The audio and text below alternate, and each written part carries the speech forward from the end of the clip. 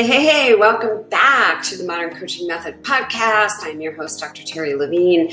Last episode, so if you didn't watch it, go back and watch it. And you subscribe. In the last episode, I talked quite a bit about print advertising, which if you're not using, you are missing the advertising that still works, really works, and is a heck of a lot cheaper than any social media ads and brings you, in my experience, better results. So today I'm going to talk about a different form of print advertising that I would say most entrepreneurs do not use. And that is using what's called insert advertising. The same rules are going to apply to insert advertising. So go back and watch the last episode where I talk about how you create an advertisement. Make sure you have a copy of the book, The Conversion Equation, so you really understand and model what we're doing here.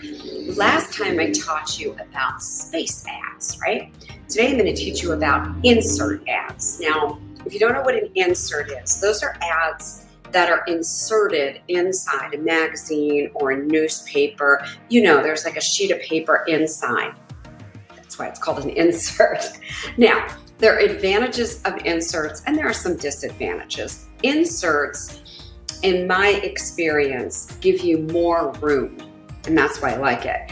You can write more about your offer. You also have more control. What is that paper going to feel like? Is it thick? Is it thin? Sometimes the layout, almost always the color. And third, why I love inserts is it stands out from the crowd. You pick up the magazine or the newspaper and out falls the insert. People tend to look at that.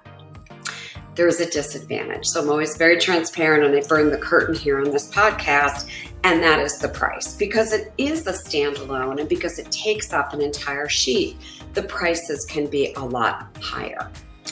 I still recommend that if there are publications, and there are, that your target audience may receive, make sure that you consider inserts and find out the pricing. You don't know unless you ask. A few quick pointers in designing your insert. First of all, you will use a headline just like I taught you in the last episode and in my book, The Conversion Equation. I want to help you increase your response rate to inserts. The first thing I can tell you is the color of paper makes a huge difference after doing a lot of experimentation. Paper stands out, paper color.